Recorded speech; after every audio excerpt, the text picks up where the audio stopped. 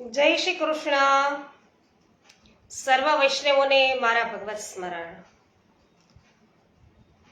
અજ્ઞાનતિમિરાન્ધસ્ય જ્ઞાનાંજન શલાકયા ચક્ષુરુન્મિલિतं main તસ્મૈ Shri ગુરવે નમઃ.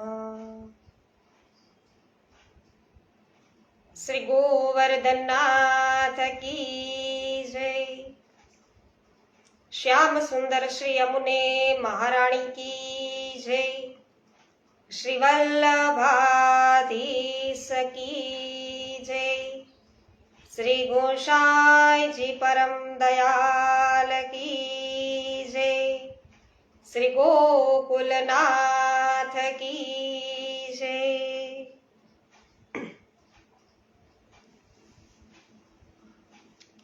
ખૂબ સરસ. નીતાબેન પટેલ સર્વપ્રથમ ઉપસ્થિત થયા છે. જય શ્રી કૃષ્ણ નીતાબેન. વિનોદભાઈ ગજ્જર જય શ્રી કૃષ્ણ. સ્વાગત છે સર્વ વૈષ્ણવોનું. વિઠ્ઠલભાઈ રાદડિયા જય શ્રી કૃષ્ણ. આનંદનો આવિષ્કાર શોભનાબેન પાનસુરિયા જય શ્રી કૃષ્ણ. પિન્ટુબેન ચાંગાની જય શ્રી કૃષ્ણ. સ્વાગત છે તમારું.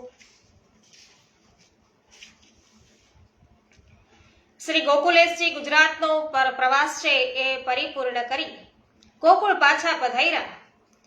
ચાંપાભાઈ અધિકારીએ એકાંતમાં સમાચાર આપ્યા છે કે મહારાજ શ્રી ગુસાઈજી મહારાજનું દેવું હજુ સુધી ચૂકવાયું નથી. વ્યાજનું વ્યાજ છે એ વધતું જ જાય છે. શ્રી ગુસાઈજી મહારાજના કોઈ પણ બાળકે એ દેવું ચૂકવવા માટે પ્રયત્ન કર્યો હોય એવું પણ ખાસ જણાતું નથી. લેણદારોનો ધસારો ગોકુળમાં રોજ રોજ વધતો જાય છે. આજે વ્યાજ સાથે દેવાની રકમ રૂપિયા 32,000 થી પણ વધુ થઈ ગઈ છે. શ્રી ગિરધરજી લેણાદારોના તકાદાથી તંગ આવી ગયા છે અને જગદીશની યાત્રાએ પધારી ગયા છે. ત્યાંથી તેણે પત્ર પણ પાઠવ્યો છે કે આ દેવું ચૂકવવાની મારી શક્તિ નથી. હું તો હવે સંન્યાસ લેવા વિચારું છું. મારા બીજા ભાઈઓ પાસે તમે એની માંગણી કરજો. શ્રી ગોકુલેશજી ચાંપાભાઈની વાત એક ધ્યાનથી સાંભળી રહ્યા હતા. ચાંપાભાઈએ આગળ કહ્યું, કૃપાનાથ, આપના અન્ય ભાઈઓએ લેણદારોને કહ્યું કે અમારી એવી કોઈ સ્થિતિ કે શક્તિ નથી કે અમે આ દેવું ચૂકવી શકીએ.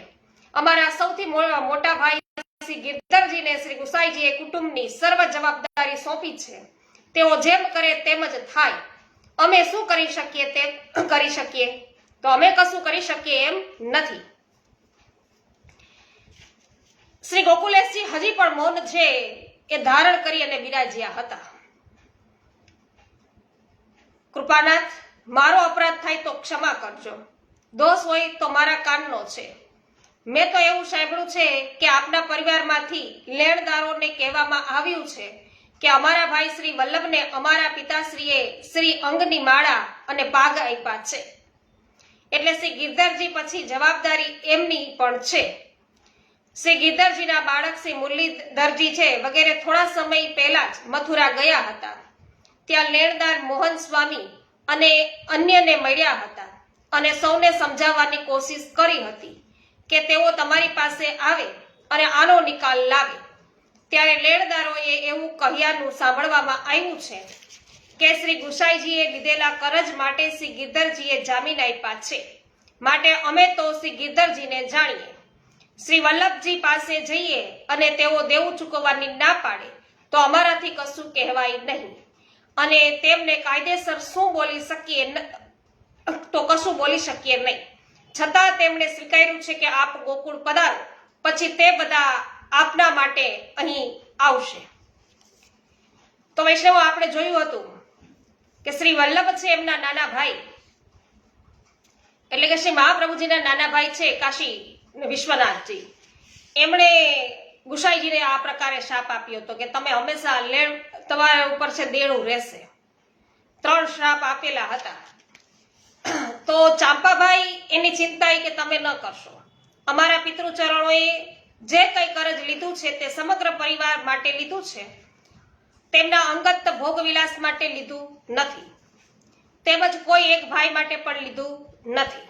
અમે સૌ ભાઈઓ અમારી અનુકૂળતા માટે અલગ થયા એનો અર્થ એવો નથી કે અમારા શ્રી પિતૃ ચરણની જવાબદારી છે એમાંથી અમે મુક્ત થઈ ગયા છીએ. શ્રી દાદાભાઈની વાત પણ એટલી જ સાચી છે. તેઓ હંમેશા વિરક્ત સ્વભાવથી જ બિરાજ્યા છે અને તેમનો પરિવાર પણ બહોળો છે. પરદેશ પધાર્યા નથી તો ગોકુળમાં બિરાજવાથી કેટલી સેવા પણ આવે તો એ પણ સ્વાભાવિક છે. તેઓ એકલા આટલું મોટું કરજ છે ચૂકવવા વિચાર કરે તો એ ક્યાંથી ચૂકવી શકે? અમારા બીજા ભાઈઓ પણ હજી તો નાના કહેવાય ને, તો પિતાનું કરજ છે માથે લઈને ફરવાનું તો કોને ગમે? અરે આ કરજ ન ચૂકવાય ત્યાં સુધી રાત્રે ઊંઘ પણ ન આવે. લાચારી હોય તો જ છે કરજ ચૂકવવામાં વિલંબ થાય. પણ શ્રી પ્રભુ કૃપાથી ગુજરાતના વૈષ્ણવોએ ઘણી સારી સેવા આપી છે. એમાંથી શ્રી કાકાજીનું કરજ વ્યાજ સાથે જરૂર ચૂકવાઈ જશે. માટે તમે જરા પણ ચિંતા કરશો નહીં. લેણદારો આવશે ત્યારે તમને છે હું સમજાવી અને ઘટતું કરીશ. અનિલભાઈ ગુપ્તા, રસીલાબેન સોજિત્રા, રીટાબેન પટેલ, જ્યોત્સનાબેન વાછાણી, પ્રવીણભાઈ વસોયા, ગીતાબેન ભુવા, કરશનભાઈ ભુવા, મુકેશભાઈ પરીખ, સર્વ વૈષ્ણવજનોનું સ્વાગત છે. સંજયભાઈ ભોજાણી, જગદીશભાઈ સરદારા, શોભનાબેન પાનસુરિયા, પિન્ટુબેન ચાંગાની, પૂનમબેન બાલા, કૃષ્ણાબેન ત્રાંબડિયા, જે.આર. વડાલિયા, આપ સર્વ વૈષ્ણવજનોનું સ્વાગત છે.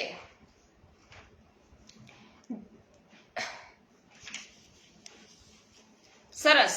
જગદીશભાઈ સરદારા છે એ ખીજડીયાથી ઉપસ્થિત થયેલા છે. ખૂબ જ સુંદર.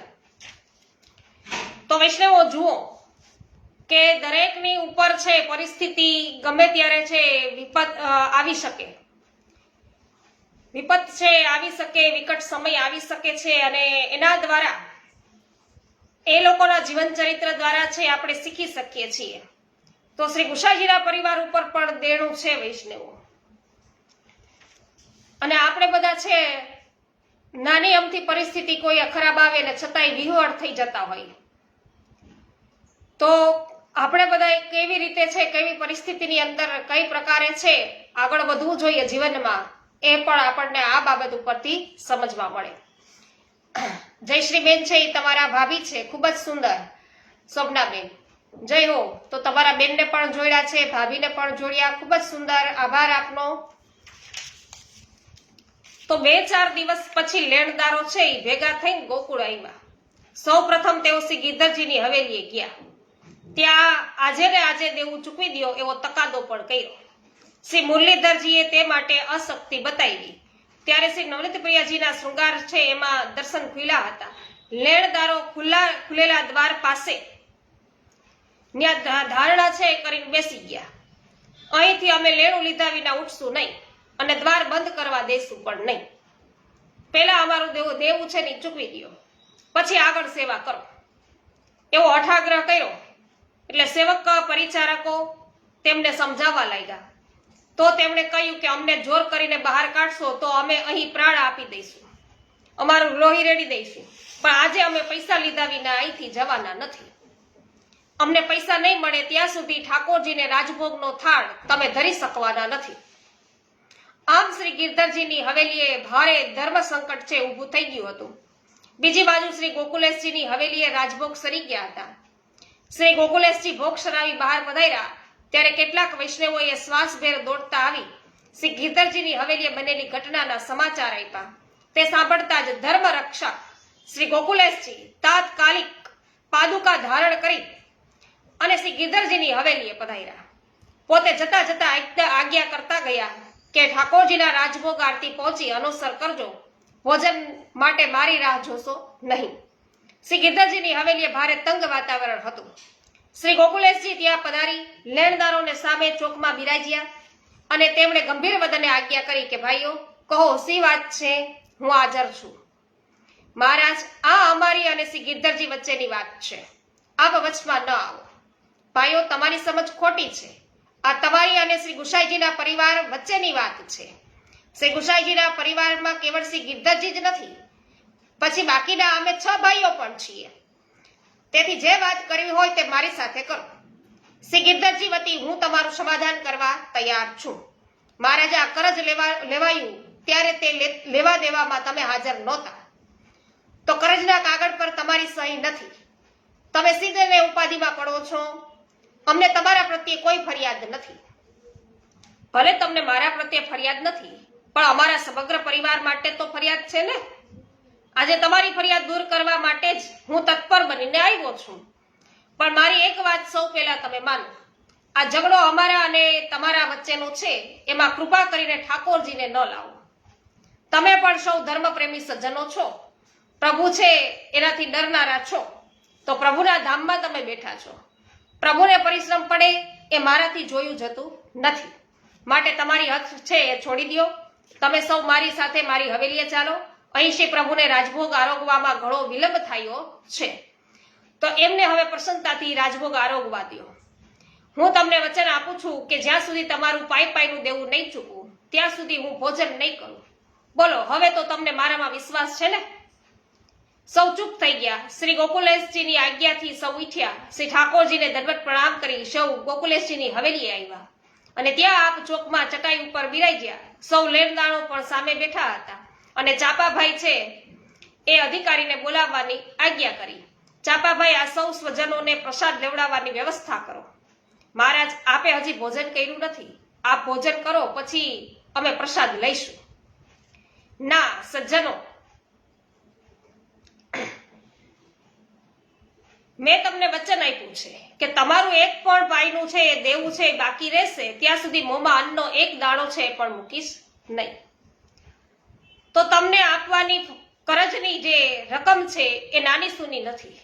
હમણાં ને હમણાં એ બધી રકમ મારી પાસે હાથ વગી પણ નથી કે અત્યારે ને અત્યારે હું તમારું કરજ છે એ ચૂકવી દઉં અને ભોજન કરી શકું.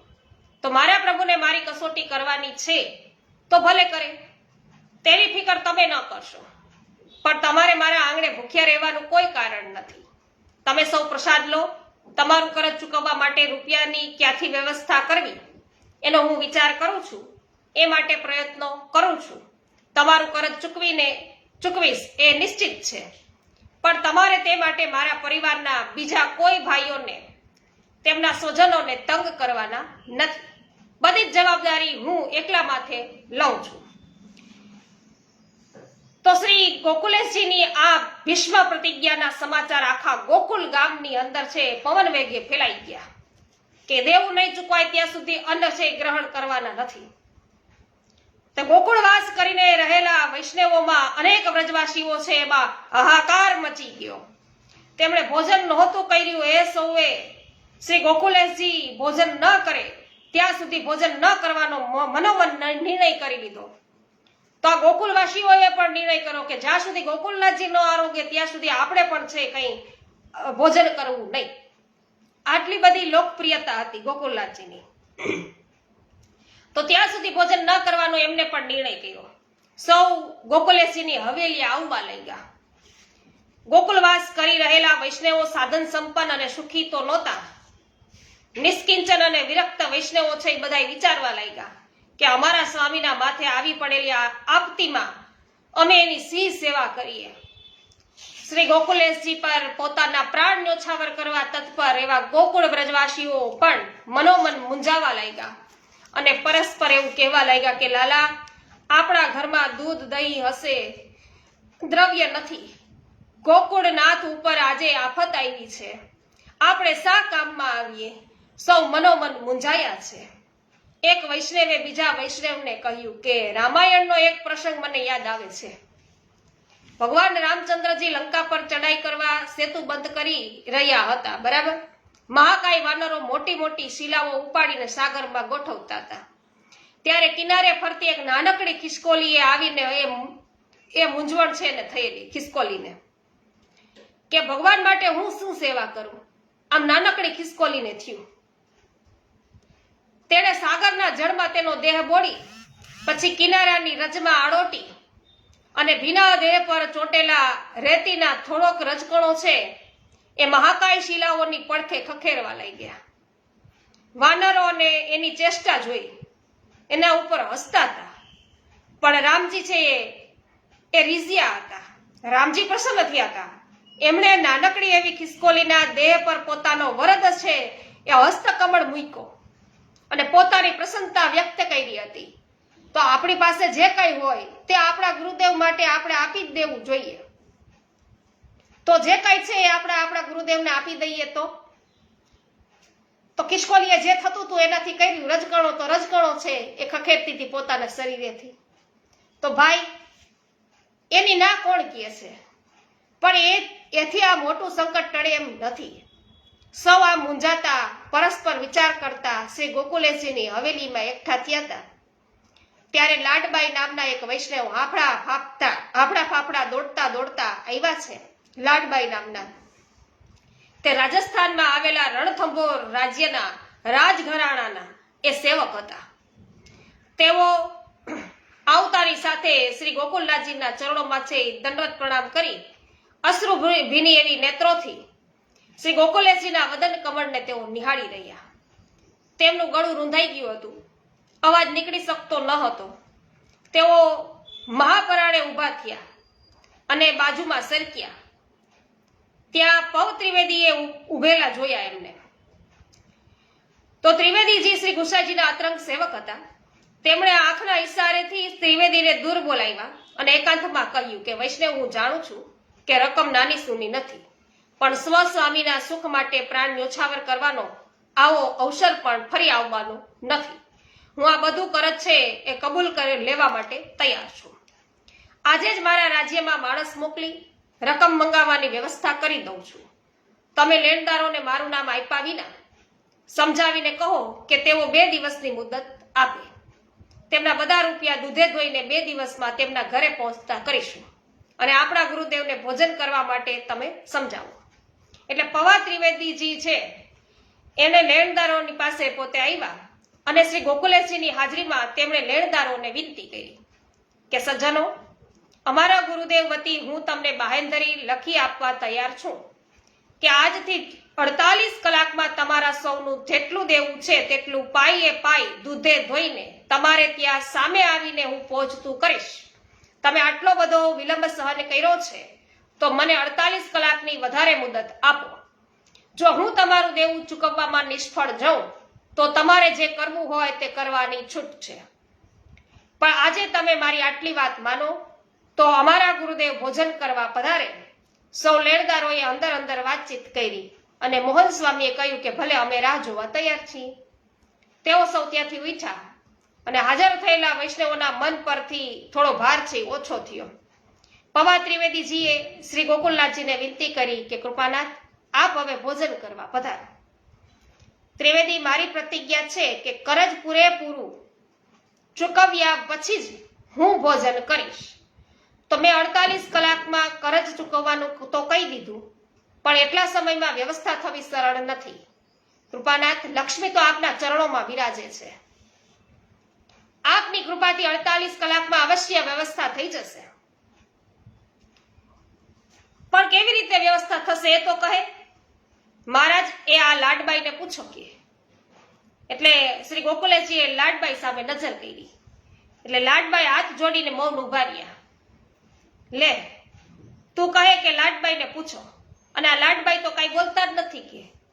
મહારાજ, લાડબાઈના કહેવાથી જ મેં આ લેણદારોને 48 કલાકની મુદત આપી છે. લાડબાઈ એટલા દિનતાવાળા છે કે તેમના મુખેથી કશું બોલશે નહીં. મારી સી હેસિયત કે હું લેણદારોને મુદત આપી શકું? એવા છે એમ. લાડબાઈ, આમ આવો તો અમારા ઘરમાં ઘર છે એના મામલામાં તમારે પડવાની જરૂર કઈ ખરી? લાડબાઈ, જે કરે છે તે અમારા પિતૃચરણનું છે. હું એમનો પુત્ર છું એટલે તે ચૂકવવાની જવાબદારી મારી છે. હું તે આપું તે યોગ્ય લેખાય. તમે તે કરજ શા માટે ચૂકવો? કૃપાનાથ, મારું શું છે અને હું ક્યાં કરજ ચૂકવું છું? આપનું કરજ ચૂકવનારી હું કોણ? કૃપાનાથ, નાના મોઢે છે મોટી વાત મારાથી થાય નહીં. શ્રી ગુસાઈજી મહારાજનો એક પ્રસંગ મને કે યાદ આવે છે. લાડબાઈ કે, અને આપે જ કહેલું કે બંગાળના દિવાન નારાયણદાસ શ્રી ગુસાઈજી મહારાજના કૃપાપાત્ર સેવક હતા. અને એકવાર તેમના મનમાં એવો વિચાર આવ્યો કે શ્રી ગુસાઈજી મહારાજ છે એને ખર્ચને પહોંચી વળવા ભારત ભ્રમણ કરવું પડે છે. તો પ્રભુએ મને ઘણું દ્રવ્ય આપ્યું છે, તો હું આપ આજ્ઞા કરે તેટલું દ્રવ્ય છે એ દર મહિને ભેટ ધર્યા કરું, જેથી આપને પ્રવાસ છે એનો પરિશ્રમ ન થાય. આવો વિચાર કરી નારાયણદાસે શ્રી ગુસાઈજી મહારાજને પૂછેલું કે આપનો ખર્ચ કેટલો? ત્યારે શ્રી ગુસાઈજી મહારાજે અપ્રસન્ન થઈને કહેલું કે નારાયણદાસ, આજથી તું અમારા કામનો ન રહ્યો. અમારા ઘરનો ખર્ચ ઉપાડનાર તું કોણ? અમે તો પ્રભુના આશ્રયી છીએ. મહારાજ, હું તો આ પ્રસંગ હજી ભૂલી નથી, માટે આપે વિનંતી કરું આપને કે આપનું દેવું ચૂકવનારી હું કોણ? પણ આપે અમારા પર કૃપા કરી છે, અમને શરણે લીધા છે, તેથી આપ અમારા સ્વામી છો. અમે આપના સેવક છીએ. સેવક સ્વામીને ગુરુ ભેટ ધરે તો સ્વામી એનો સ્વીકાર કરે, તો શાસ્ત્રની પણ મર્યાદા છે. તો અમારી પાસે જે કંઈ છે એ અમારું તો છે જ નહીં, શ્રી હરિગુરુ વૈષ્ણવ માટે છે. માટે મારી યથાશક્તિ ભેટ આપના ચરણોમાં હું ધરું છું, તો તે સ્વીકારવાનો આપ કૃપા કરો. ધન્ય છે લાડબાઈ તમારી દીનતાને અને તમારી સમજણને. ભલે જેવો તમારો મનોરથ હોય તે પ્રમાણે કરજો. તો કૃપાનાથ, હવે આપ ભોજન કરવા ભીતર પધારો. ના લાડબાઈ, દેવું ચૂકવ્યા પહેલા તો મારાથી ભોજન નહીં થાય. કૃપાનાથ, હવે દેવું આપના સિરે રહ્યું જ નથી. એનો હવાલો કોઈ બીજાએ લઈ લીધો છે, એટલે આપ હવે ઋણ મુક્ત છો. માટે આપ ભોજન કરવા પધારો. આપની પ્રતિજ્ઞાનો તેથી ભંગ થતો નથી. આમ લાડબાઈની વિનંતીથી શ્રી ગોકુલેશજી ભોજન કરવા પધાર્યા અને સૌ વૈષ્ણવને પણ આનંદ થયો. સૌ પોતપોતાને ત્યાં છે એ જવા માટે વિખરાયા છે. વિનોદભાઈ વાછાણી, જગદીશભાઈ સરદારા, હેમાબેન ગુજરાતી, હસમુખભાઈ પાલા, માધુરીબેન મિસ્ત્રી, જય હો, મનીષાબેન અઘેરા, વ્રજભાઈ સાવલિયા, વસરામભાઈ લોડલિયા, વિનોદભાઈ ગજર, જય હો, સુમિત્રાબેન સાવલિયા, કુસુમબેન વડાલિયા, સર્વ વૈષ્ણવજનોનું સ્વાગત છે.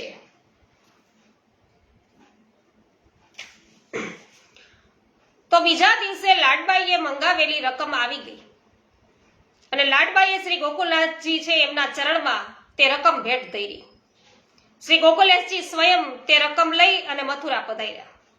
ત્યાં સર્વ લેણદારોને એકઠા કર્યા. સૌનો હિસાબ છે એ તપાસી સૌને તેમનું લેણું છે એ ચૂકવી દીધું. શ્રી ગોકુલેશજીએ વિશેષમાં આજ્ઞા કરી કે અમે હજી પણ અહીં રોકાયા છીએ.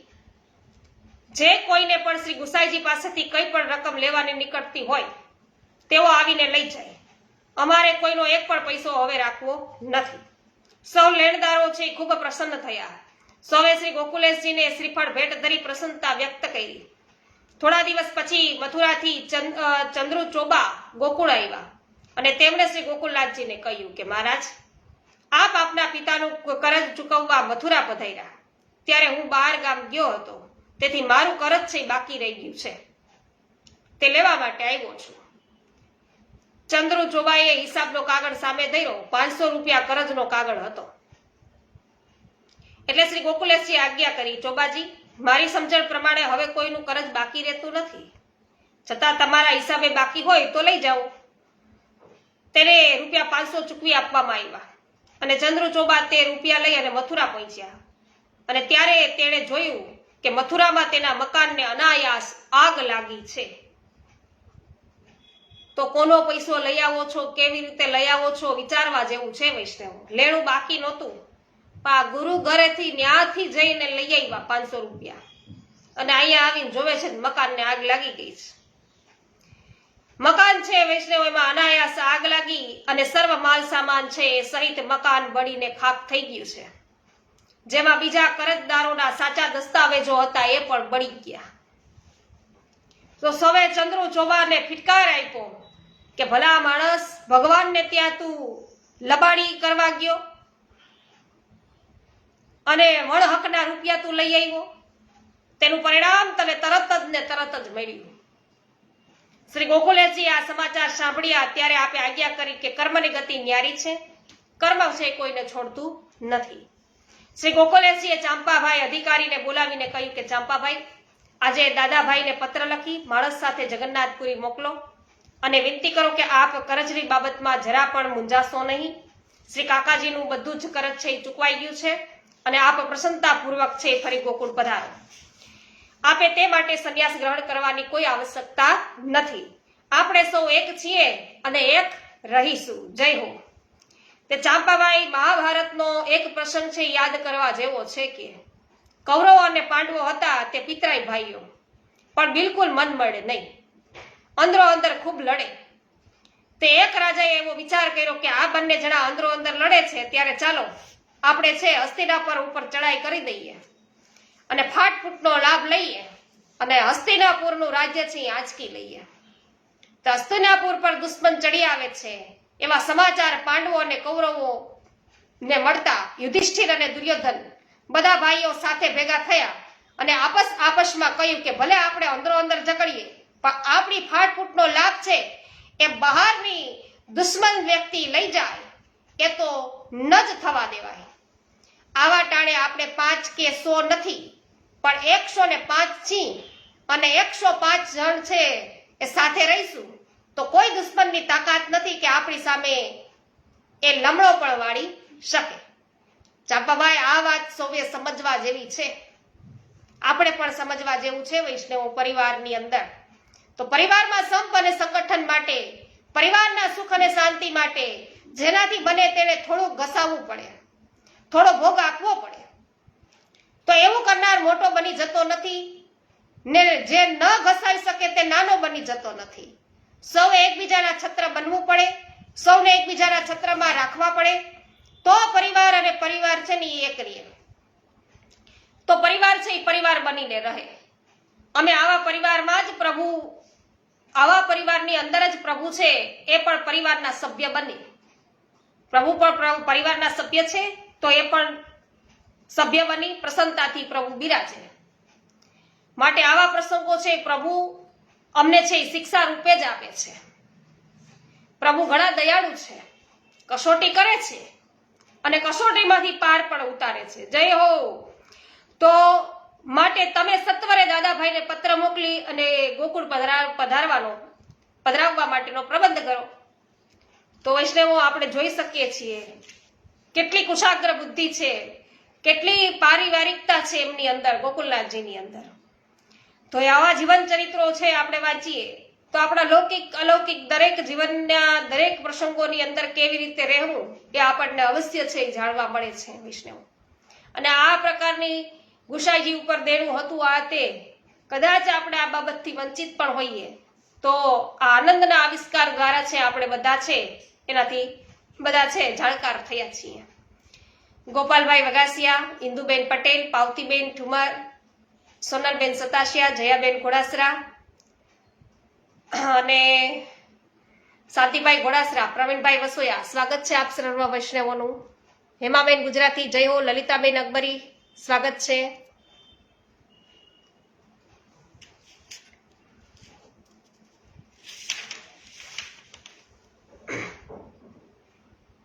તો વૈષ્ણવો હવે નવા પ્રસંગથી શરૂઆત કરીશું, તે આપણે આવતીકાલે લઈશું.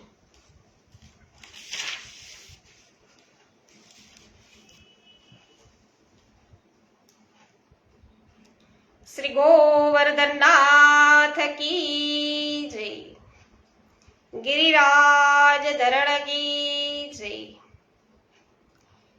श्री वल्लभाधीश की जय, श्री गुसाई जी परम दयाल की जय, श्री गोकुलनाथ की जय. સર્વ વૈષ્ણવોને મારા જય શ્રી કૃષ્ણ.